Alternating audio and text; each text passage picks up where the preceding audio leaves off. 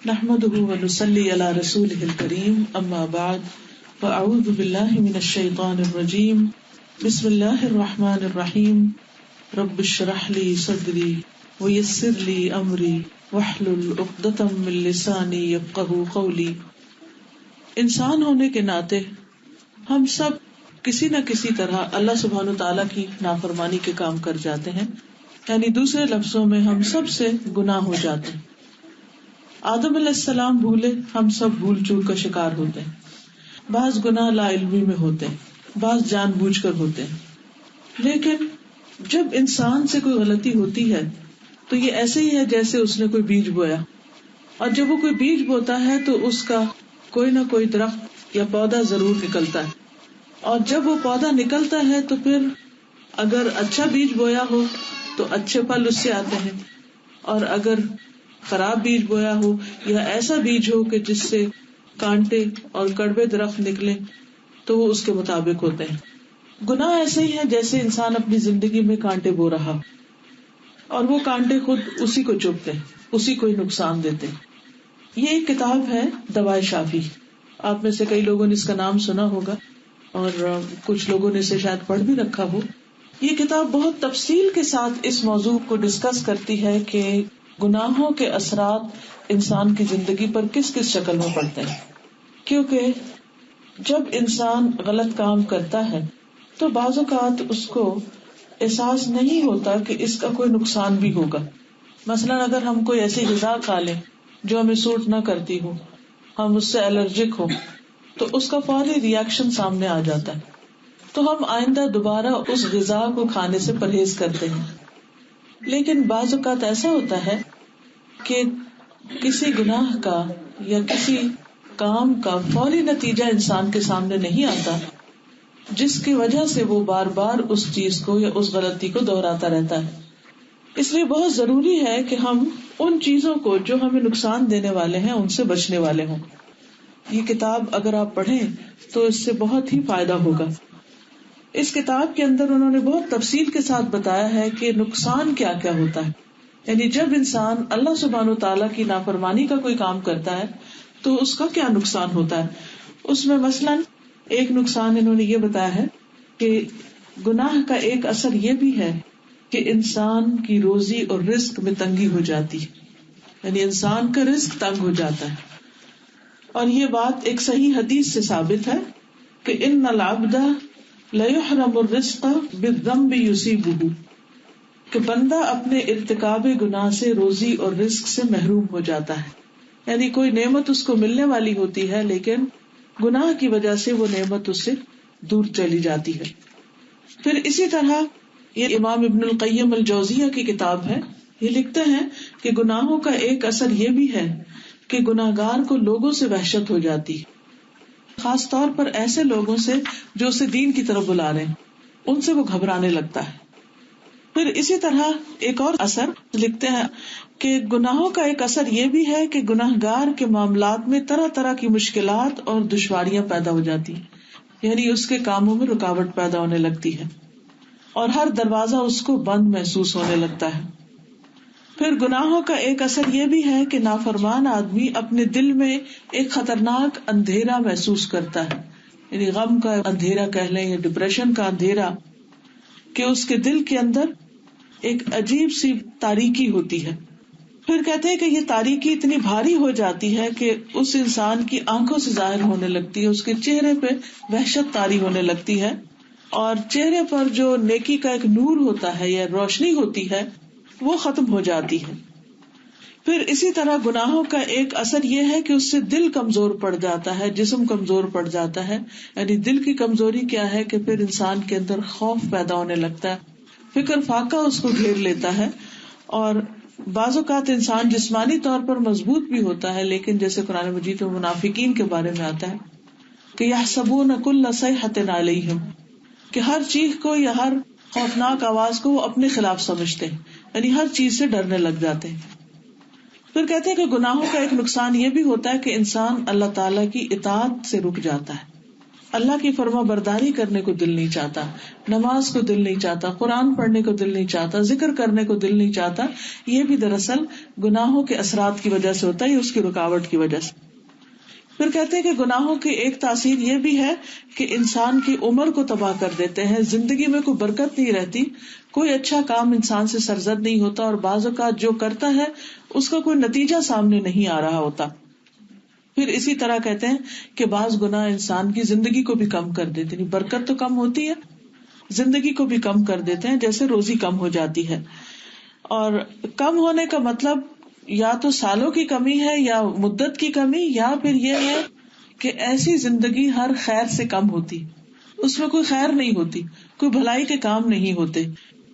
پھر اسی طرح گناہوں کا ایک اثر یہ بھی ہوتا ہے کہ انسان گناہ پر گناہ کرنے لگتا ہے. وہ یہ سوچتا ہے کہ اب جاننا میں تو جانا ہی ہے، تو اس لیے کچھ اور بھی کر لو.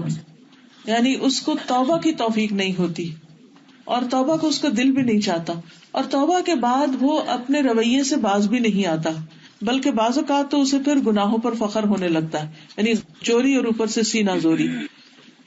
پھر اسی طرح یہ ہے کہ بعض پچھلی قومیں جو ہیں ہم دیکھتے ہیں کہ اللہ سبحانہ تعالیٰ نے دنیا میں گناہوں کی وجہ سے ان کو تباہ بھی کر ڈالا، جیسے قوم نوح ہے، قوم عاد ہے، قوم سمود ہے.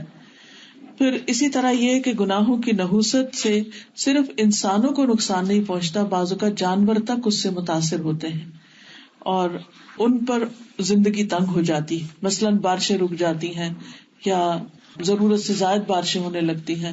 یہ چیزیں بھی گناہوں کے اثرات جو باقی مخلوق پر پڑتے ہیں اس کی طرف اس سے اشارہ ملتا ہے. پھر اسی طرح یہ ہے کہ گناہ جو ہے وہ انسان کی عقل کو مارتے ہیں، یعنی مت ماری جاتی ہے، اور انسان ایسے کام کرنے لگتا ہے کہ جن میں کوئی سمجھداری نہیں ہوتی. پھر اسی طرح یہ ہے کہ گناہ جو ہے وہ انسان کے لیے ذلت کا باعث بنتے ہیں، دنیا میں بھی رسوائی کا باعث بنتے ہیں. اور بعض گناہ ایسے ہیں کہ جن کے کرنے والوں پر لعنت بھی بھیجی گئی ہے، یعنی قرآن و حدیث میں تفصیل کے ساتھ ان کا ذکر ملتا ہے. پھر گناہگار جو ہوتا ہے وہ دعا سے محروم رہتا ہے، یعنی اس کا دعا کرنے کو دل نہیں چاہتا، اور بعض اوقات دوسروں کی دعائیں بھی اس کو نہیں ملتی، کیونکہ دوسروں کے ساتھ کوئی خیر و بھلائی نہیں کرتا تو پھر دوسروں کی طرف سے اس کو کوئی فیض نہیں پہنچتا. پھر اسی طرح یہ ہے کہ دنیا میں جب بحیثیت قوم کوئی گناہ کرنے لگتی تو بعض اوقات اجتماعی آفات آتی ہیں، زلزلے آتے ہیں یا طوفان آتے ہیں یا اور اسی طرح کی مصیبتیں انسانوں پر آ جاتی ہیں. پھر اسی طرح گناہ کا ایک اثر یہ بھی ہے کہ دل سے حیا ختم ہو جاتی ہے، جو کہ ایمان کا ایک حصہ ہے. پھر اسی طرح گناہوں کی سزا میں سے دنیا کی تو تکلیفیں اور نقصان ہے ہی کہ رزق روزی کم ہو جاتی ہے، یہ انسان کے کاموں میں رکاوٹ آتی ہے. آخرت کی ہلاکت بہت ہی بڑی ہے، اور انسان اللہ تعالیٰ کے قرب سے محروم ہو جاتا ہے، یعنی اللہ تعالیٰ کے قریب نہیں جا پاتا. اور وہ ذکر اذکار کرتا بھی ہے تو وہ بھی بے روح ہوتے ہیں، نماز پڑھتا ہے تو یوں لگتا ہے جیسے کوئی نماز پڑھی نہ ہو، اور اس میں پوری طرح اس کا دل بھی نہیں لگتا. پھر اسی طرح اگر گناہ ایسے ہو کہ جو حقوق العباد سے تعلق رکھتے ہوں، جیسے بندوں پر ظلم کرنا ہو، تو اس سے بندوں کی بددعائیں بھی انسان کو ملتی ہیں، اور پھر ان چیزوں کی وجہ سے انسان اللہ کا نہیں شیطان کا دوست بننا شروع ہو جاتا ہے، اور شیطان اس کو اپنے گھیرے میں کر لیتا ہے. جب شیطان اپنے گھیرے میں کر لیتا ہے اس کو، یا اس کے دل پہ قبضہ کر لیتا ہے، تو انسان پھر دیکھتا بھی شیطان کی مرضی کا ہے اور سنتا بھی اسی کی مرضی کا ہے، اور اس کے ہاتھ پاؤں بھی شیطان کے ایک طرح سے آلہ کار بن جاتے ہیں. تو اس لیے بہت ضروری ہے، یہ کتاب تو خیر ساری ہے ہی اس ٹاپک کے اوپر، بہت ہی زبردست کتاب ہے. اگر اردو مشکل معلوم ہو تو اس کے آڈیوز بھی موجود ہیں، لیکن میں سمجھتی ہوں کہ زندگی میں ایک دفعہ سب کو یہ کتاب پڑھنی ضرور چاہیے. اس کا نام ہے دوائے شافی، یعنی ایسی دوا کہ جو انسان کو شفا دیتی ہے، جس سے انسان کے اندر کی جو کمپلیکسز ہیں وہ دور ہوتے ہیں. تو جب ہمیں یہ بات سمجھ میں آ جائے کہ گناہ جو ہے وہ انسان کے لیے نقصان دہ ہے، اور ہم میں سے کوئی بھی یہ نہیں کہہ سکتا کہ میں نے تو کبھی کوئی غلطی کی نہیں ہے، اور انجانے میں بھول چوک میں انسان کے منہ سے بعض اوقات کوئی ایسی بات نکل جاتی ہے جو اللہ تعالیٰ کو پسند نہیں آتی، بعض اوقات انسان کے ہاتھ سے کوئی ایسا کام ہو جاتا ہے، انسان کی سوچ میں ایسی چیز آ جاتی ہے جو ناپسندیدہ ہوتی ہے، کیونکہ اللہ سبحانہ و تعالیٰ کا ناپسندیدہ انسان وہ ہے کہ جس کا دل گناہگار، اور دل کے گناہ جو ہے وہ بہت سارے ہوتے ہیں، اسے برے خیالات ہیں، بدزنی جو ہے، یہ تمام چیزیں شامل ہو جاتی ہیں. تو ہمیں پھر ان کو دھو ڈالنا چاہیے. اسی لیے آج کی مجلس میں یہ کتاب تقسیم کی گئی ہے اور اس سے ہم کچھ چیزیں پڑھیں گے بھی کہ ہم چاہے اپنے گناہوں کو پہچانے یا نہ پہچانے یا ان کے اثرات دیکھیں، تو اس کے لیے ضروری ہے کہ ہم پھر ایسے کام کریں کہ جس سے گناہ دھل جائیں. اور ویسے بھی انسان کو جیسے جسمانی طور پر نہانے دھونے کی ضرورت رہتی ہے، ہماری باڈی کو ڈی ٹاکس کرنے کی ضرورت رہتی ہے، اسی طرح انسان کو گناہوں سے نجات حاصل کرنے کے لیے صرف زبانی توبہ نہیں کافی، بلکہ عملی طور پر بھی بہت کچھ کرنے کی ضرورت ہوتی. تو آپ اس کتاب کو کھول لیجئے تاکہ آپ اب بھی اس کو پڑھیے اور ادھر جانے کے بعد بھی دوسروں سے بھی شیئر کر سکتے ہیں اور اس کے ساتھ ساتھ آپ ان چیزوں پر عمل بھی کر سکتے ہیں. قرآن مجید میں اللہ تعالیٰ فرماتے ہیں کہ ان الحسنات یذہبن السیئات، حسنات سیئات کو لے جاتی ہیں. یعنی ایک انسان سے اگر کوئی غلطی ہو جاتی ہے اور اس کے بعد وہ اچھا کام کرتا ہے تو اچھائی برائی کو مٹا دیتی ہے. تو پھر ہم کیا ایسے کام کریں کہ جس سے ہماری برائیاں ساتھ ساتھ مٹتی چلی جائیں. تو وہ کون سے اعمال ہیں کہ جس کی وجہ سے انسان کی برائیاں دور ہو جاتی. اس میں سب سے پہلے آپ دیکھیں کہ وضو کے بعد 2 رکعت نفل پڑھنا. پیج نمبر 19 آپ دیکھیے. اس کا مقدمہ وغیرہ آپ گھر جا کے خود پڑھ لیجئے. مثلاً جب یہ احساس ہو کہ مجھ سے غلطی ہو گئی ہے، کوئی بات زبان سے نکل گئی ہے، کوئی عمل میں ایسی چیز آ گئی ہے، جو ہی احساس ہو تو انسان کو اس گناہ کا بوجھ اتارنے کی فکر کرنی چاہیے، ہٹانے کی فکر کرنی چاہیے، نہ کہ وہ سینے پر لیے رہے. کیونکہ گناہ کو قرآن مجید میں وزر کہا گیا ہے کہ وہ ایک بوجھ ہے. دنیا میں بھی بوجھ ڈالتا ہے انسان کے اوپر، اور آخرت میں تو اس کے نام اعمال میں اس کے لیفٹ ہینڈ کی طرف جو اس کی کتاب لکھی جا رہی ہے وہ اس کے لیے اگر بھاری ہو گئی تو پھر قیامت کے دن نجات مشکل ہو جائے گی. تو کہتے ہیں کہ وہ اعمال جن سے آدمی کے پچھلے سارے گناہ معاف ہو جاتے ہیں، ان میں پہلا عمل یہ ہے کہ آدمی کامل توجہ سے وضو کرے، یعنی اچھی طرح اہتمام کے ساتھ، جس میں انسان کی جسم کا کوئی حصہ خشک نہ رہے، ہاتھوں پر کوئی نیل پالش نہ ہو یا جسم پر کوئی ایسی چیز چپکی بھی نہ ہو کہ جس سے پانی کی رکاوٹ ہو. پوری طرح مسنون طریقے سے وضو کرے اور پھر 2 رکعت نماز پڑھے. حضرت حمران جو حضرت عثمان کے غلام تھے وہ بیان کرتے ہیں، انہوں نے دیکھا کہ حضرت عثمان نے وضو کا پانی منگوایا اور اپنے دونوں ہاتھوں پر برتن سے پانی ڈالا اور ان کو 3 مرتبہ دھویا. برتن سے کس طرح؟ یعنی جیسے یہ برتن ہو تو یوں کر کے، خشک ہاتھ کو برتن کے اندر نہیں ڈالنا چاہیے، اور خصوصاً صبح اٹھ کر، کیونکہ انسان کو نہیں پتا کہ اس کا ہاتھ کسی نجاست والی جگہ پہ نہ لگ گیا ہو. تو جب پہلے زمانے میں ٹیپس نہیں ہوتی تھی، اور اگر آج بھی کبھی ٹیپ نہ ہو تو اس کا طریقہ یہ ہے کہ جیسے لوٹے سے ڈال کے یا کسی بھی برتن سے ہاتھ میں پانی ڈال کے پھر پہلے ہاتھوں کو اچھی طرح دھوئے. جب ہاتھ دھل جائے تو پھر بے شک پانی چلو بھر کے بھی کلی اور ناک میں پانی اور منہ وغیرہ باقی کام کر سکتا ہے. تو حضرت عثمان رضی اللہ تعالیٰ عنہ نے پانی برتن سے انڈیلا، 3 مرتبہ ہاتھ کو دھویا، 1 مرتبہ دھویا، پھر دوسری دفعہ دھویا، پھر تیسری دفعہ. یہ نہیں کہ صرف 3 دفعہ مل دیا، نہیں، 3 دفعہ لے کے 3 دفعہ دھویا. پھر اپنا دایاں ہاتھ پانی کے اندر ڈالا، اس کے بعد کلی کی اور ناک میں پانی چڑھایا اور ناک کو جھاڑا. پھر 3 مرتبہ چہرہ دھویا، ہاتھوں کو کوہنیوں تک 3 مرتبہ دھویا، پھر اپنے سر کا مسح کیا. پھر اس کے بعد ہر پاؤں 3 بار دھویا، یعنی الگ الگ 3 بار. اب اگر ٹیپ میں بھی آپ دھوئے تو 3 دفعہ کم از کم پاؤں کو آگے بڑھائیں پانی کے نیچے، تاکہ 3 دفعہ کا عمل پورا ہو جائے. پھر فرمایا، میں نے نبی صلی اللہ علیہ وسلم کو دیکھا وضو کرتے ہوئے، آپ نے میرے اس وضو جیسا وضو کیا، یعنی وہ ایک عملی طور پر سنت کو زندہ کر رہے تھے. اور فرمایا، جو کوئی میرے اس وضو کی طرح وضو کرے، یعنی درست وضو کرے، پھر 2 رکعتیں تحیۃ الوضو کی پڑھے اور ان میں اپنے دل میں مختلف خیالات لے کر نہ آئے، یعنی ادھر ادھر کی کہانیاں نہ سوچے، لوگوں کے بارے میں نہ سوچے، گھر کے کاموں کے بارے میں نہیں سوچے اور باتیں نہیں سوچے، تو اللہ تعالیٰ اس کے پچھلے گناہ معاف کر دے گی. یعنی یہ اتنا بڑا کام ہے، بظاہر چھوٹا سا لگ رہا ہے، لیکن 2 شرائط ہیں بڑی. ایک تو یہ کہ وضو بالکل صحیح ہو، اور دوسرے یہ کہ نماز بھی پورے خشوع سے پڑھی گئی ہو اور اس میں کوئی اور بات نہ سوچی جائے. یعنی پورا جہاد کرنا پڑتا ہے انسان کو کہ ادھر ذرا سا غافل ہوتا تو فوراً شیطان خیال ڈال دیتے، پھر اس کو جھٹکے، پھر جھٹکے، پھر جھٹکے، پھر جھٹکے. اور پوری طرح یکسوئی کے ساتھ نماز پڑھ لے. اور یہ ایک طرح سے صلاۃ التوبہ ہے. اللہ تعالیٰ سے انسان توبہ کر لے تو اللہ تعالیٰ اس کے گناہ معاف کر دے. کیونکہ کتنی دفعہ ایسا ہوتا ہے کہ ہمارے گناہ ہمیں پریشان کیے رکھتے ہیں, اندر سے ہمیں ہلائے رکھتے ہیں اور بار بار اٹھ کے آتے رہتے. کبھی رات کو نیند نہیں آتی, کبھی خوابوں میں ایسی چیزیں نظر آنے لگتی ہیں, کبھی بظاہر, جیسے کہ ایک عالم نے کہا تھا کہ جب میں کوئی گناہ کرتا ہوں تو اس کا اثر اپنی بیوی اور سواری میں پاتا ہوں کہ وہ میرے نافرمان ہو جاتے ہیں. بیوی بات نہیں مانتی یا بچے بات نہیں مانتے, گاڑی خراب ہو جاتی ہے, گاڑی میں کوئی مسئلہ ہو جاتا ہے. یہ بھی گناہوں کے اثرات میں سے ایک اثر ہوتا ہے. تو اس کے لیے انسان اگر دیکھے کہ کوئی اس قسم کی رکاوٹیں آ رہی ہیں کسی بھی کام میں تو یہ عمل دہرائے. کچھ مشکل نہیں, زیادہ زیادہ 10 منٹ لگ جائیں گے, 15 منٹ لگ جائیں گے, لیکن انسان اپنا بوجھ اتار لے. آپ دیکھیے کہ ڈائٹنگ کے لیے لوگ اپنے جسم کے بوجھ اتارنے کے لیے کتنی مشقت کرتے ہیں, کتنے مہینے لگاتے ہیں. اور یہاں تو گناہوں کا بوجھ اتارنا ہے, چند منٹ کی بات ہے. بس پورے اخلاص کے ساتھ انسان اللہ تعالیٰ سے دعا کرے. ایک اور روایت میں آتا ہے کہ حضرت عثمان جب وضو کر چکے تو کہنے لگے, میں تم کو ایک حدیث سناتا ہوں. اگر قرآن کی ایک آیت نہ ہوتی تو میں تم کو حدیث نہ سناتا.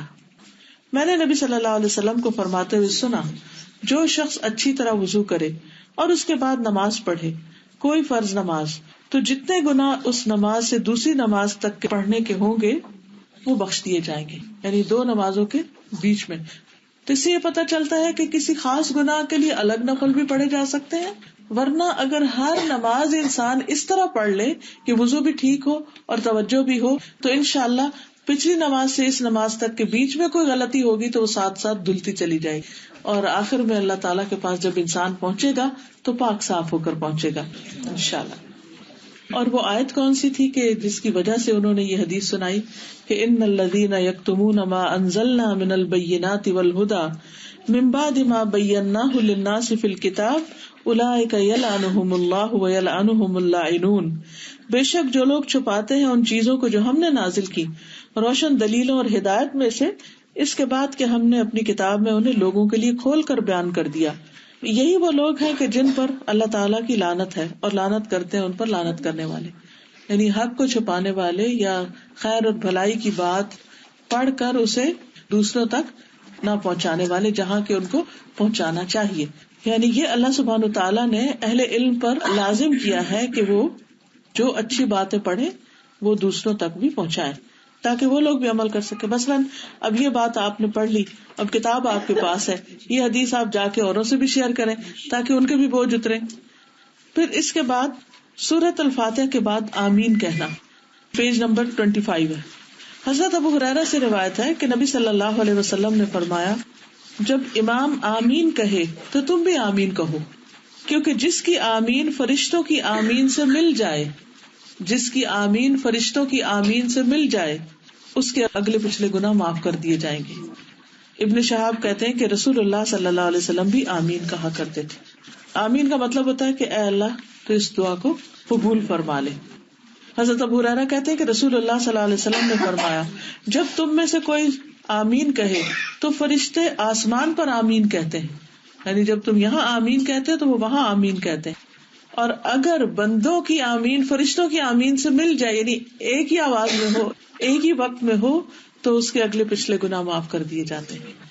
پھر اسی طرح سمع اللہ لمن حمدہ کا جواب دینا, جس میں ایک شخص نے پڑھا تھا نا, ربنا ولک الحمد حمدا کثیرا طیبا مبارکا فیہ, تو آپ صلی اللہ علیہ وسلم نے فرمایا کہ کس نے پڑھا ہے کہ 30 سے زیادہ فرشتے لپکے ہیں ان کلمات کے اجر کو اٹھانے کے لیے, کہ ہر ایک چاہتا تھا کہ میں آگے بڑھ کر اس کو لے لوں. تو اس میں اللہ تعالیٰ کی حمد کثیر بھی ہے.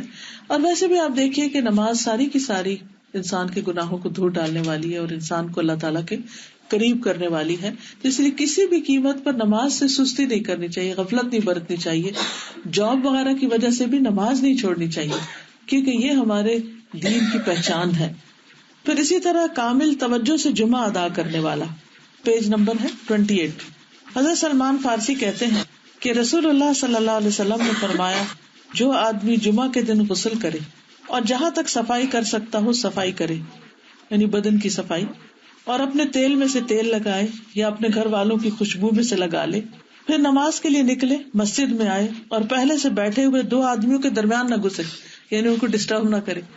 پھر جتنی نماز اس کے مقدر میں ہے پڑھے، یعنی سنت، نوافل وغیرہ. اور جب امام خطبہ پڑھتا ہے اس وقت خاموش رہے، یعنی بات نہ کرے خطبے کے دوران. تو اس جمعہ سے لے کر دوسرے جمعہ تک کے اس کے گناہ بخش دیے جاتے ہیں. یہ بھی ایک بہت ہی بڑی سعادت کی بات ہے. تو ایک نماز سے دوسری نماز تک، اور دوسرے ایک جمعے سے دوسرے جمعے تک. تو اس میں اپنے بچوں کو بھی آپ سکھا سکتے ہیں کہ کس طرح وہ جمعے کے لیے جائیں، جلدی جانے کی کوشش کریں، پھر جا کر مسجد کے نوافل پڑھیں، اور اس کے بعد یہ کہ خاموشی کے ساتھ بیٹھیں. بعض اوقات کچھ مساجد میں جیسے عربی میں خطبہ ہوتا ہے، انگلش میں ہوتا ہے یا اردو میں ہوتا ہے، اور وہ زبان ہمیں سمجھ نہیں آ رہی ہوتی، تو کچھ لوگ بور ہونے لگتے ہیں تو آپس میں بات چیت بھی شروع کر دیتے، یا پھر انسٹرکشن دینے لگتے ہیں، آگے ہو جاؤ، پیچھے ہو جاؤ، جگہ دے دو. اس طرح کی بات بھی نہیں کرنی چاہیے خطبے کے دوران. یعنی اگر آپ کسی کو کچھ کہنا بھی چاہیں تو اس خاموشی سے اشارے کے ساتھ بات کر لیں. پھر یہ ہے کہ نماز جو ہے یہ بذات خود گناہوں کو ختم کرنے والی ہے. پھر یہ کہ نماز کے لیے گھر سے وضو کر کے نکلنا جو ہے، جو شخص پاکیزہ طور پر گھر سے نکلتا ہے تو اس کے ہر قدم پر جو وہ مسجد کی طرف بڑھاتا ہے اس کے گناہ معاف کر دیے جاتے ہیں. پھر دیکھیے پیج 39، 100 مرتبہ سبحان اللہ کہنا، اور یہ بہت ہی آسان عمل ہے. حضرت ابو ہریرہ کہتے ہیں کہ رسول اللہ صلی اللہ علیہ وسلم نے فرمایا، جو شخص دن میں 100 مرتبہ سبحان اللہ و بحمدہ کہے اس کے گناہ مٹا دیے جاتے ہیں، خواہ وہ سمندر کی جھاگ کے برابر ہی کیوں نہ. 100 مرتبہ کیسے ہوتے ہیں؟ دونوں ہاتھوں پہ انسان 30 دفعہ، اور پھر 3 دفعہ پڑھ لے، پھر 33، پھر 33، اور آخری مرتبہ 34 مرتبہ. چلیے اس وقت ہم اس کو پڑھ لیتے ہیں، سب پڑھ، یعنی خالی سبحان اللہ نہیں، سبحان اللہ و بحمدہ، سبحان اللہ العظیم.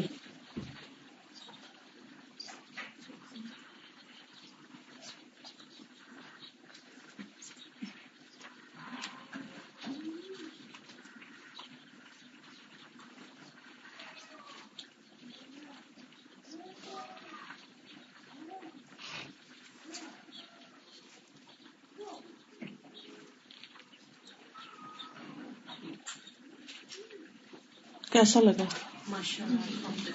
کیا محسوس ہو؟ کوئی بتائے گا؟ جس سے میدان عرفات میں جب انسان پوری توجہ کے ساتھ پڑھ رہا ہوتا ہے نا، مجھے وہی سین یاد آیا. اور بہت سارے لوگ اکٹھے ایک ہی وقت میں ایک ہی کام کر رہے، ورنہ گھر میں کیا ہوتا ہے، آپ پڑھ رہے ہیں، وہ ٹی وی دیکھ رہے ہیں یا کوئی اور کچھ کر رہا ہے، تو وہ ماحول نہیں بنتا. کوئی اور بتائے گا کیا محسوس ہوا؟ سکون آ گیا، سکون آ گیا، ایسے نیند آنے لگی مجھے. جی ضرور.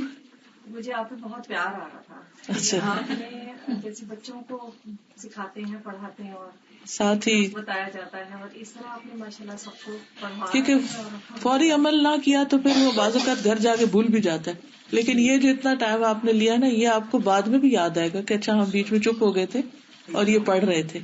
حدیث میں آتا ہے، حضرت ابو ہریرہ سے روایت ہے کہ رسول اللہ صلی اللہ علیہ وسلم نے فرمایا، 2 کلمے ایسے ہیں جو رحمان کو بہت پیارے ہیں، زبان پر بہت ہلکے ہیں اور ترازو میں بہت بھاری ہیں، اور وہ ہیں سبحان اللہ و بحمدہ، سبحان اللہ العظیم.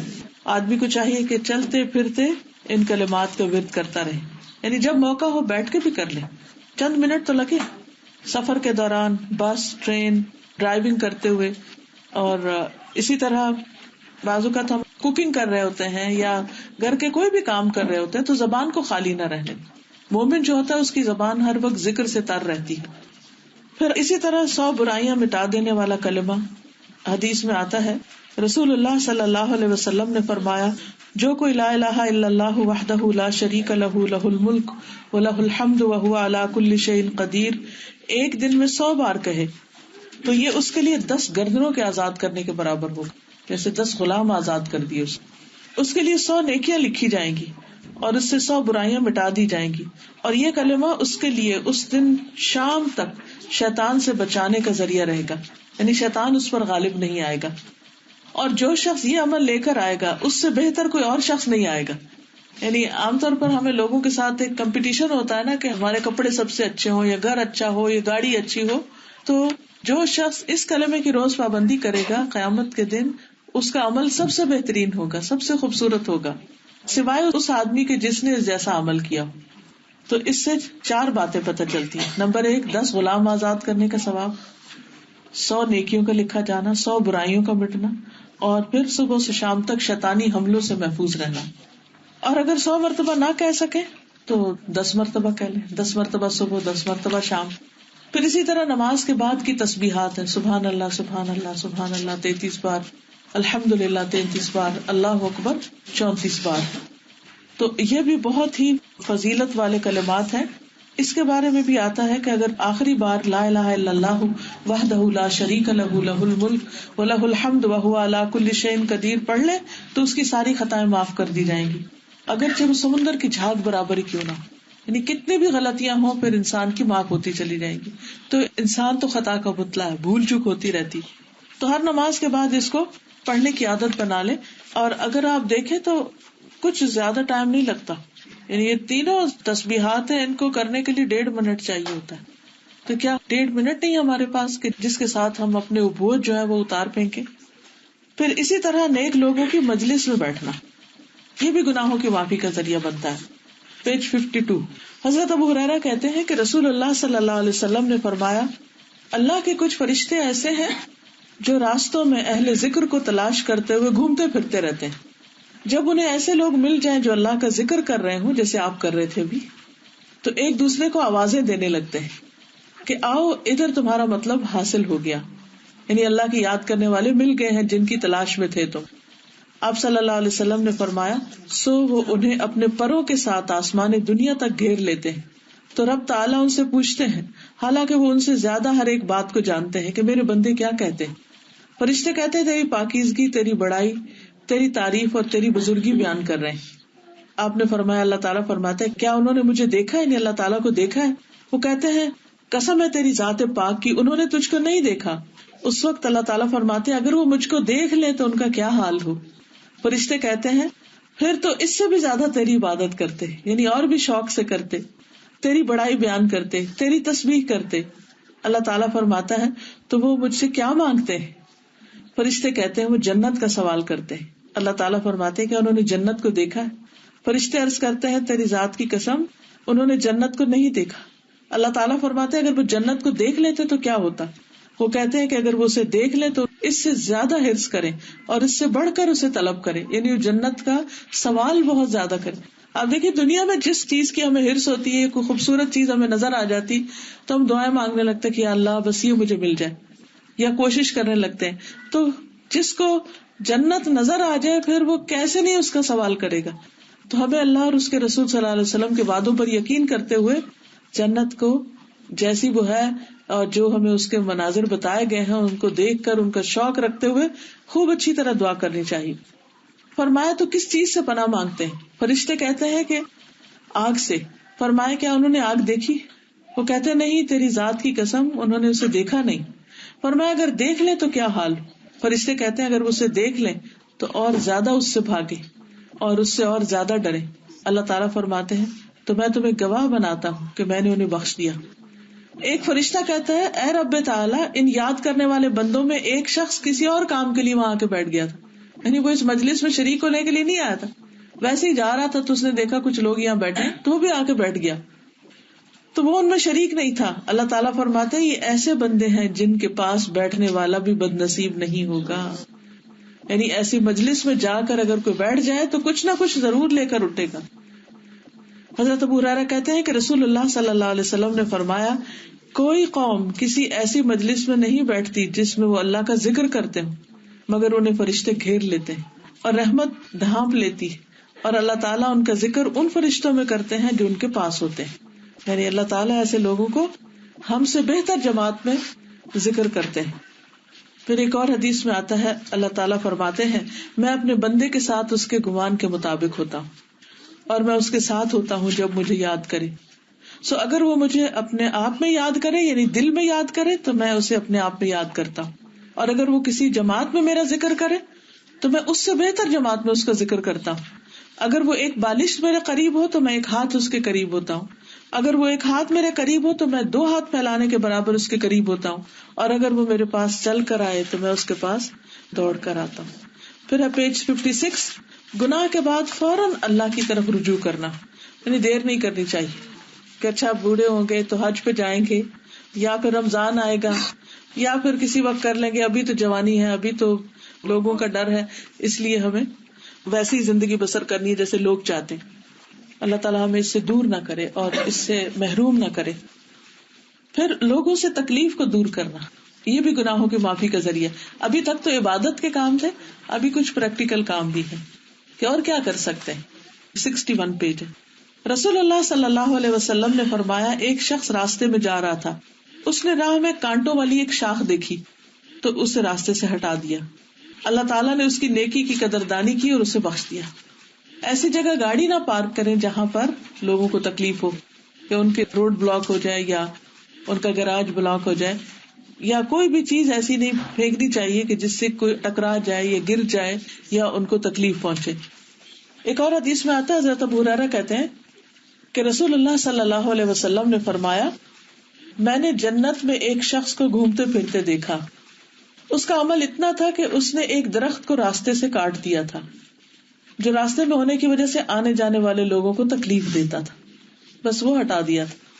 تو کسی کی تکلیف دور کرنا کسی بھی قسم کی ہو، چھوٹی ہو بڑی ہو، اور اس بات کا انتظار نہ کرنا کہ کوئی کہے گا تو میں کروں گا، نہیں، جو اس کے بس میں ہے وہ کر لے تو اللہ سبحانہ وتعالیٰ اس کے گناہ معاف کر دیں گے.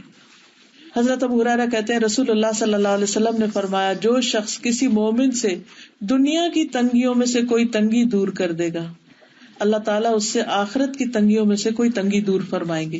اور جو شخص کسی تنگ دست پر آسانی کرے گا، اللہ تعالیٰ اس پر دنیا اور آخرت میں آسانی فرمائیں گے. اور جو شخص کسی مسلمان کی پردہ پوشی کرے گا، یعنی اس کے عیب ڈھانپ دے گا، اللہ تعالیٰ دنیا اور آخرت میں اس کی پردہ پوشی فرمائیں گے.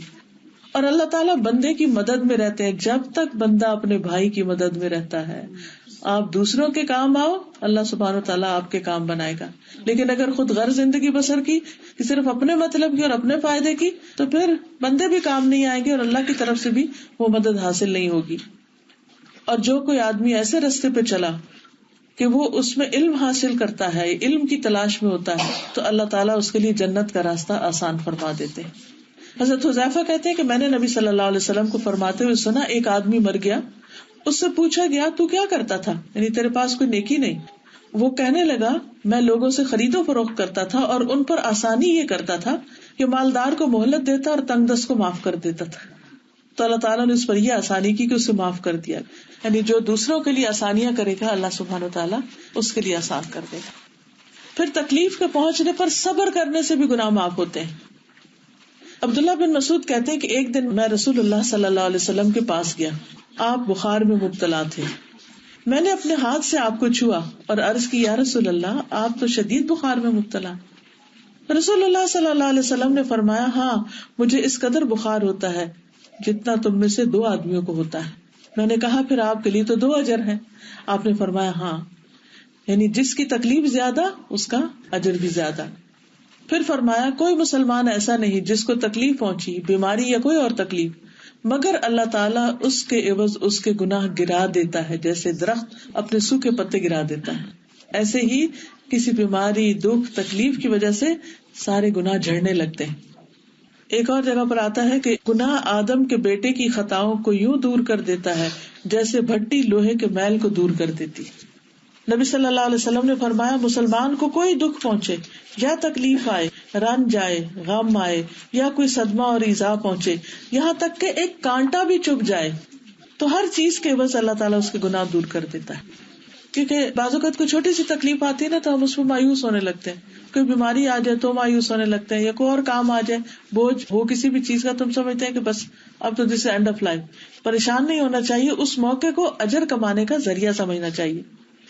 حضرت عائشہ کہتی ہے کہ رسول اللہ صلی اللہ علیہ وسلم نے فرمایا، کسی مسلمان کو کانٹا لگے یا اس سے زیادہ کوئی دکھ پہنچے، مثلا انجیکشن لگتا ہے آپ کو، سوئی جاتی ہے جسم، یہ بلڈ دیتے ہیں آپ، تو اللہ تعالیٰ اس کے عوض اس کا ایک درجہ بڑھا دیتے ہیں اور اس سے گناہ مٹا دیتے ہیں. کچھ بیماریوں پر انعامات ہیں، جیسے اگر آنکھیں چلی جائیں تو اس پر جنت کا وعدہ ہے. رسول اللہ صلی اللہ علیہ وسلم فرماتے ہیں کہ اللہ تعالیٰ نے فرمایا، جب میں اپنے بندے کو اس کی 2 پیاری چیزوں کے ذریعے یعنی آنکھوں سے محروم کر کے آزماؤں، بس وہ اس پر صبر کرے تو میں اس کے بدلے اسے جنت دوں گا. یعنی دنیا میں تو تکلیف ہے لیکن اس کا انجام بہت اچھا ہے. جنت جیسی چیز اگر کسی کو مل جائے تو اور کیا چاہیے. پھر اسی طرح مرگی پر صبر, طاعون کی بیماری سے فوت ہونے پر صبر.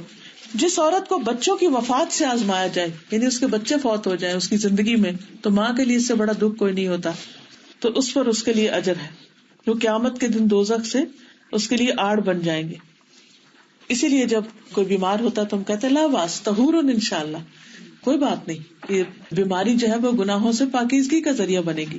تو یہ جملہ بول دینا جب دوسرے کا حوصلہ بڑھا دیتا ہے کہ تم فکر نہیں کرو, کیونکہ جب تکلیف ہوتی ہے نا تو انسان کمزور پڑتا ہے, جب کمزور پڑتا ہے تو اس کو شیطان پکڑ لیتا ہے اور طرح طرح کے وسوسے ڈال کے اللہ تعالیٰ سے مایوس کرتا ہے.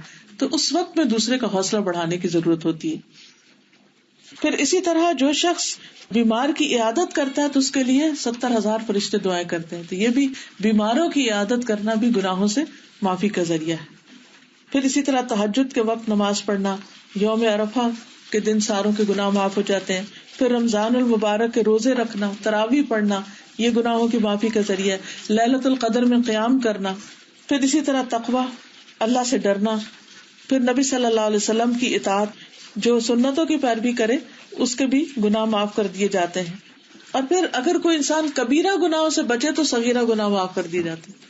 ان تجتنبوا کبائر ما تنہون عنہ نکفر عنکم سیئاتکم وندخلکم مدخلا کریما. اگر تم بچتے رہو گے ان بڑے بڑے گناہوں سے جن سے تمہیں روکا گیا ہے تو ہم دور کر دیں گے تم سے تمہاری برائیوں کو اور ہم تمہیں عزت کی جگہ میں داخل کریں گے. پھر اسی طرح سچائی کو اختیار کرنا, اس سے بھی گناہ معاف ہوتے ہیں. صدقہ چھپا کے دینا, یہ اللہ تعالیٰ کے غضب کو ٹھنڈا کرتا ہے. پھر اللہ تعالیٰ سے ڈرنا, ان الذین یخشون ربہم بالغیب لہم مغفرۃ واجر کریم. جو لوگ غائبانہ طور پر اپنے رب سے ڈرتے ہیں ان کے لیے بخشش بھی ہے اور بہت بڑا اجر بھی ہے. میں امید کرتی ہوں کہ یہ گھر جا کر آپ انشاءاللہ تعالیٰ اس کتاب کو پڑھیں گے, اپنے بچوں سے بھی شیئر کریں گے. جی آپ کچھ کریں. تو میں سوچی تھی کہ جیسے انسان کے گناہ غلطیاں ہوتی ہیں, برڈن ہوتا ہے نا, دل پہ کو پے کرتا ہے, اچھا کسی کو بتائیں, شیئر کریں.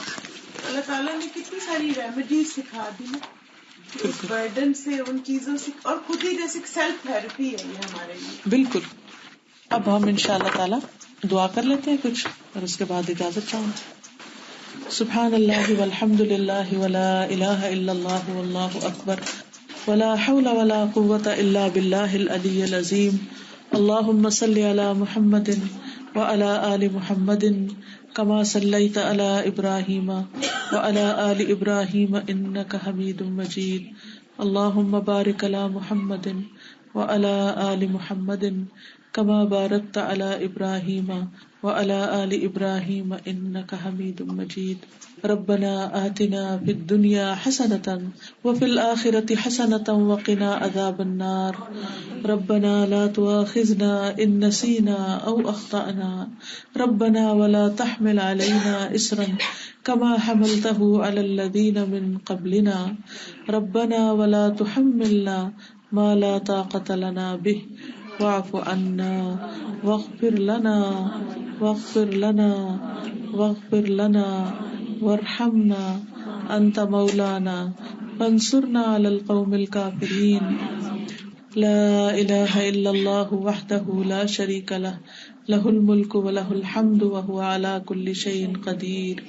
یا حی یا قیوم برحمتک استغیث لا حول ولا قوة الا باللہ لا الہ الا انت سبحانک انی کنت من الظالمین. یا رب العالمین یا ارحم الراحمین, ہم نے جو کچھ پڑھا ہے ہمیں اس پر عمل کی توفیق عطا فرما. اللہ ہمارے لیے عمل کی راہیں آسان فرما.